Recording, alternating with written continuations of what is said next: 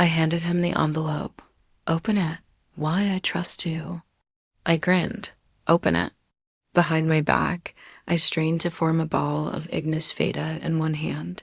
Curious, Reese opened the manila envelope. Inside was a slightly smaller white envelope. He pulled it out and a small slip of paper fell out. He looked at the white envelope. It had Reese Ash Aubrey written on it. Then he reached down to pick up the slip of paper. It had strange runes written on it in an odd brown ink. Before he could get a sense of what the runes were, I threw the ball of witchfire at the slip. Now, Ignis Fata doesn't burn things normally, but there are certain alchemical solutions that will ignite if hit by fool's fire, solutions like those that I'd soaked the paper in. It went up like a torch, scorching Reese's fingers. Reese yelped, shook his fingers and stuck them in his mouth. Then he looked at me and said, "What did you do to me?"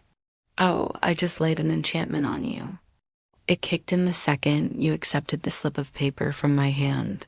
He glared red hatred at me. "You broke your word, Winters?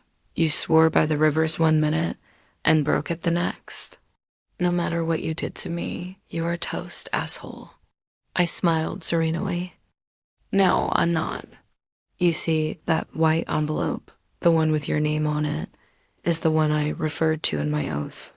Remember I said, the envelope that I have for Reese Ash Aubrey? That envelope contained nothing but the school board minutes, just like I said. The slip of paper with the enchantment runes on it was in the larger envelope with the envelope for you, and I didn't say anything about that. And when I burned the slip, that stopped any chance you had of turning the enchantment back at me." I sat down on the rock and grinned up at Reese. "Reese, how stupid do you think I am? Do you really think I couldn't see all the ways that you could get around your oath just the way I did? So I decided to keep you honest in this anyway and buy a little insurance." He gaped down at me fearfully. "What does the enchantment do?" "Not much. You see, it's basically a sorcery cord linking us. And since it was forged in a matter sealed by such powerfully binding oaths, it's going to be a real challenge to cut. It's a triggered effect which uses the cord that we just formed. If you ever do anything that you know or believe will harm me in any way or be considered an attack, directly or indirectly, in person or by proxy, that sorcery cord will move the fool's cap from my head to yours. If you screw me over in any way, you are the new designated victim for the rest of your life. There won't be any escaping it by leaving the area or graduating from school. You'll be everyone's whipping post until you die. And on your death, the cap will move on to your eldest child and so forth until the final sifting of things." Reese looked like he was going to hurl. "Hey, Reese, buck up. The cap isn't on your head yet. All you have to do is stop screwing with me. That shouldn't be that hard now, should it?" I got up and started to leave. Then I stopped and said over my shoulder, "Leave the minutes in my locker before the end of school tomorrow. I have to get them back to my mother's office before they're missed. It won't do you any good if they turn up missing, now will it?" Later that evening, I finished putting the last touches on Trey's history essay. It was a pretty good piece of work for a 3rd grader. I stacked the essay in a neat pile. The scrap of enchanted paper that I slipped between 2 of the sheets was an even better piece of work than the essay. Working on the rune slip that I'd passed on to Reese had given me the idea. I went upstairs and knocked on Trey's door. He opened the door and peered out at me. "Here's your homework, oh Lord and Master. And this is the last piece of work that I'll be doing for you." "Yeah, sure," he said, in a tone that suggested I'd be doing his homework in college if he had his way. He took the sheaf of papers that I pushed on him. The slip of paper fell out as he looked through the essay, but not before I felt the enchantment click into place. Trey closed the door in my face, shoving the slip into the hallway. I picked up the slip and torched it with witchfire. The hex that I'd laid on Reese worked better because he knew exactly what it was and how it worked. But the enchantment She dug around in my locker for a while and found nothing. Not wanting to go through all that trouble for nothing, she grabbed a bunch of comic books from my locker.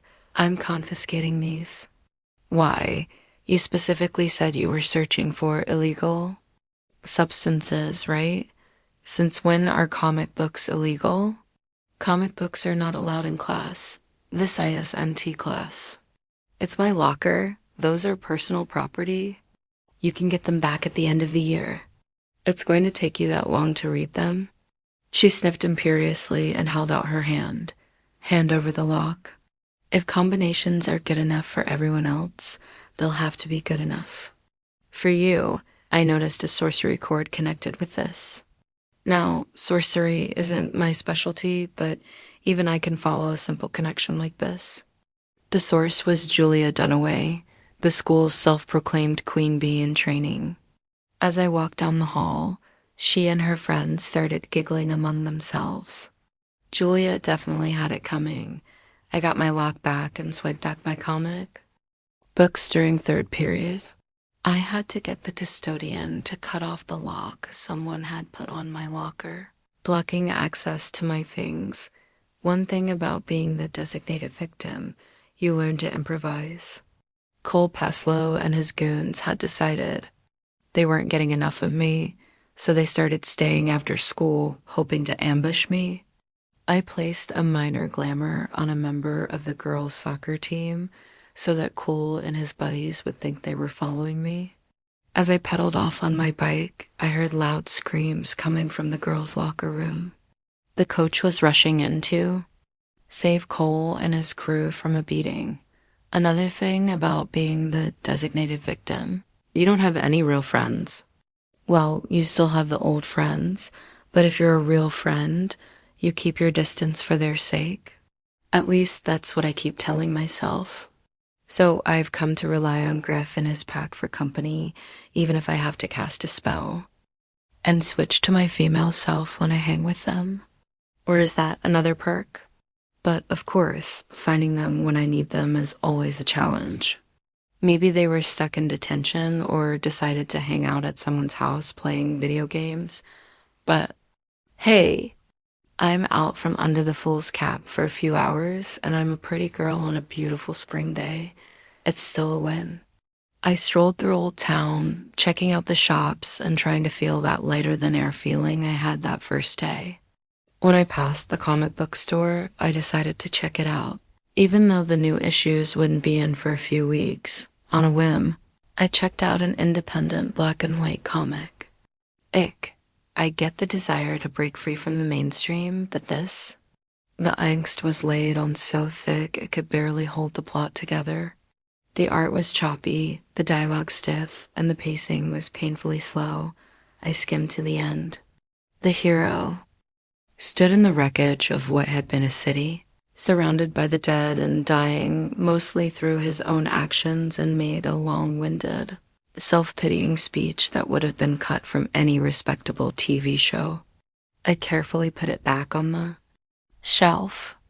Louis, the store owner, has a strict you break it, you buy it policy, and I'm not about to waste my money on that dot just then. A girl about my age stood next to me and glanced at the comic. She raised an eyebrow. Any good? I mimicked my best. Movie critic impression. Oh, it's so good, you might want to skip it and save your brain cells. She grimaced. Yikes. That bad? Somebody once said, nobody ever went broke underestimating the taste of the American public. I hope these guys prove me wrong. Her curiosity piqued. She picked up the comic, flipped through it, grimaced, and put it back on the shelf. I didn't believe you, but yeah, that sucked. We spent a few minutes trash-talking the comic, then drifted toward the other titles. When we hit the Archie series, we exchanged a glance. Guilty pleasure?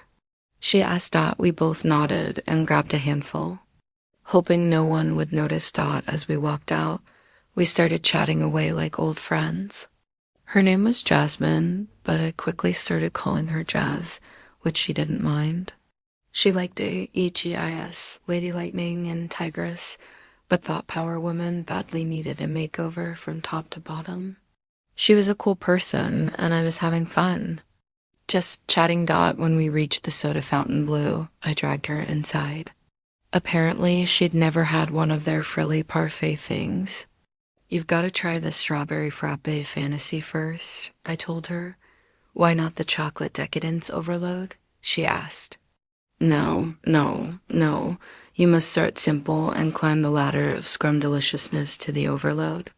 If you start with the overload, you'll never appreciate the simple perfection of the frappe fantasy. She laughed. All right, I'll go with your wisdom. As we